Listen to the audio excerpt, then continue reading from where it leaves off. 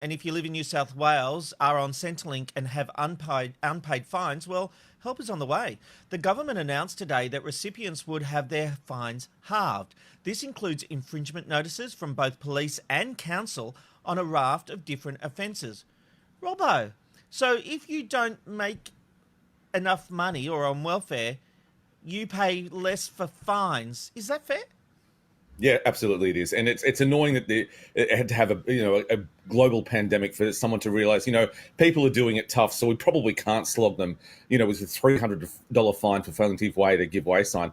I think this is actually good government. This is actually government going. There are pockets of the community that need a little bit more help. They're being slugged with high electricity. They're being slugged with high cost of groceries. They're being slugged with high rents. You know what? I think this is a great idea. I think it's, on one side, it's a pity that it took COVID-19 to do it. On the other side, I think it's just really good government, really good understanding. And it's almost like somewhere in the distance, a bureaucrat started having a heartbeat and actually started thinking of their fellow human being. Why should people if we both do the same thing, why should someone pay less for breaking the law if I've broken the law also?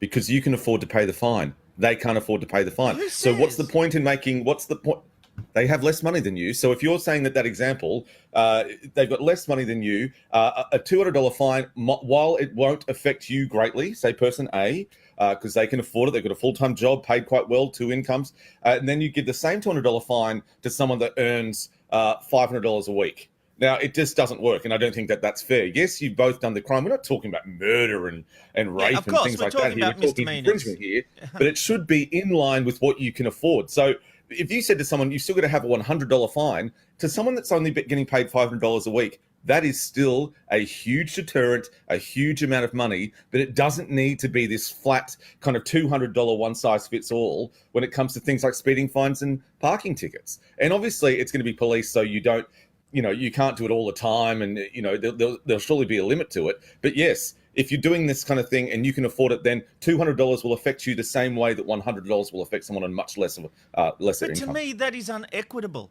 We don't go to shopping on that basis. When person A and person B goes down to Coles, they should be paying different prices for their shopping. That's not right. That's not even remotely what I'm saying. I'm talking about fines. I'm talking about you doing something wrong.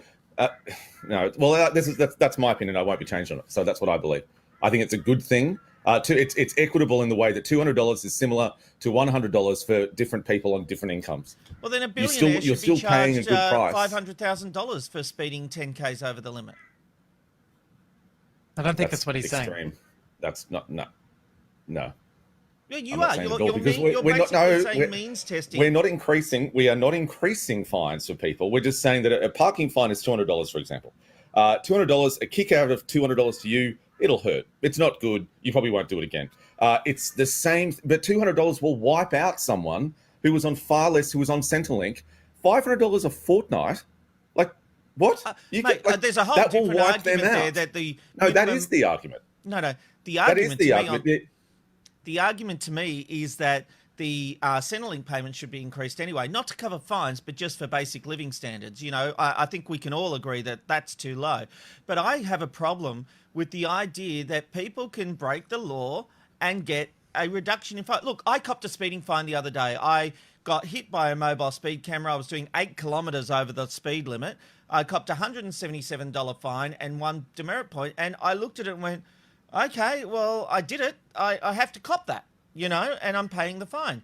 But why should someone else who does that exact same thing pay $90 or $80? It's relative. It's relative. 100 will still kick you a little bit, but you've got enough money to pay for it.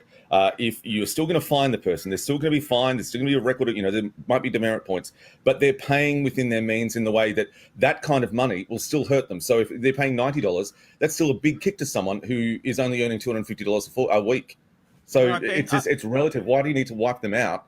Just I'm because not saying poor? wipe them out. I'm saying don't break the law if you can't pay the fine. Don't break the law anyway, but pay the fine if you've got to do it. Ben, I'm going to give you the last. I think everyone knows where Robbo and I stand on this issue. I'm going to give you the last word.